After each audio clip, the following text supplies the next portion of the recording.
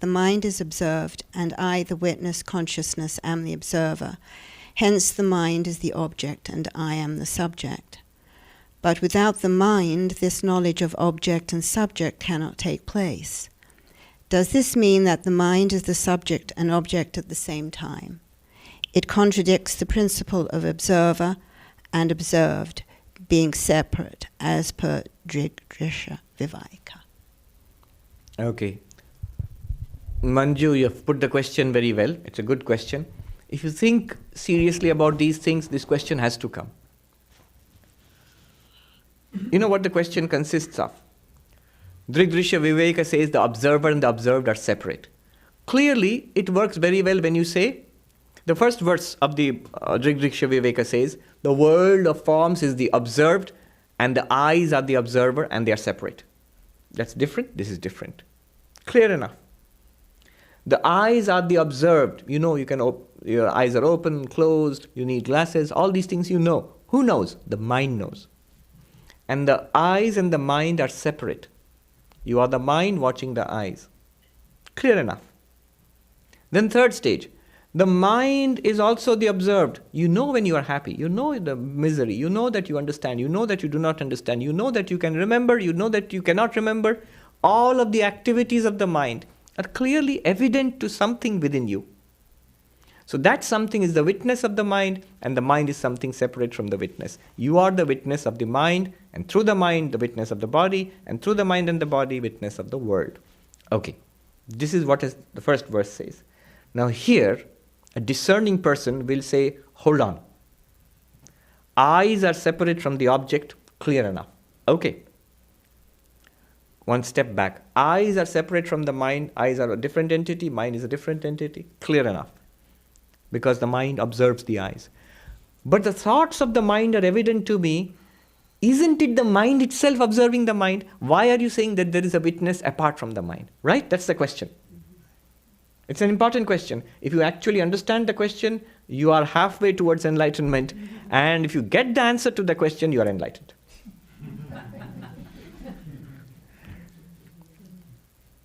Listen to this carefully. The mind can observe the mind. Why? How? You see, what's the function of the mind? What's the function of the eyes? To see. What's the function of the ears? To hear. What's the function of the mind? To think. The eyes see. See what? Forms. The ears are used to hear. Hear what? Sounds. The mind is used to think. Think what? Think about anything. The mind can think about the world. It can think about you. It can think about this place. But the mind can also think about other thoughts. I am so unhappy. I am stewing in my own unhappiness. That unhappiness is where? In the mind. And when I reflect upon my unhappiness, mind is thinking about the unhappiness. The mind itself thinks about the unhappiness in the mind. So the one thought is thinking about another thought. Are you with me so far?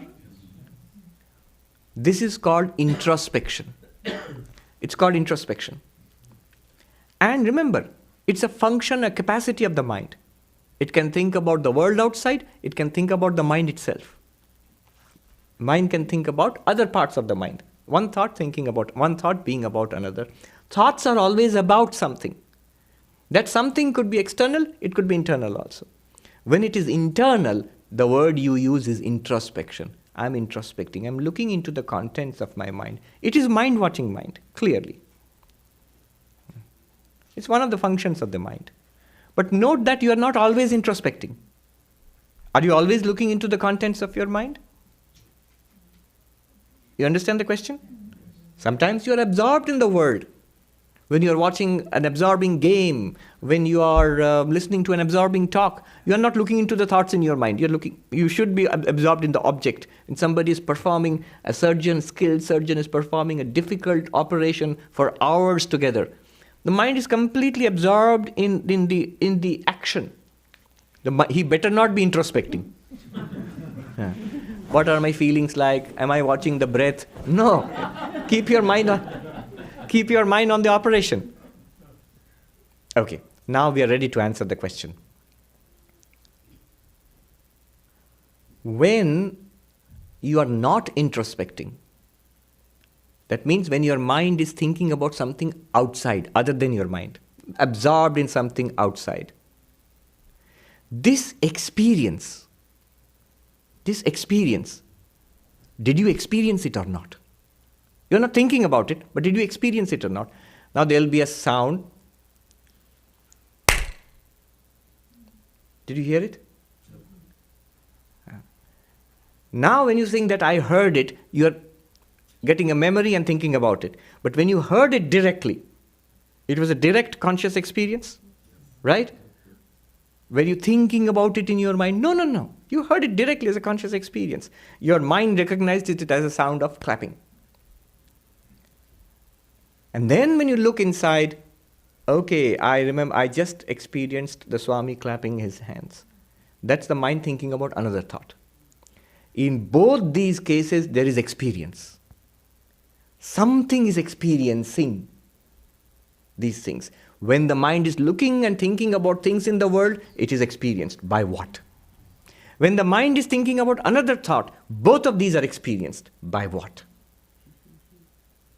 Do you see? That one is the witness. That one is not the mind thinking about the mind. Mind thinking about the mind is one capacity of the mind. It's called introspection. But the witness is what illumines when the mind is not thinking about the mind, a sudden experience of the clap of a sound, yes. Then when you think about that experience of hearing a clap, mind is thinking about the mind, that is also illumined by the same witness. What is that witness?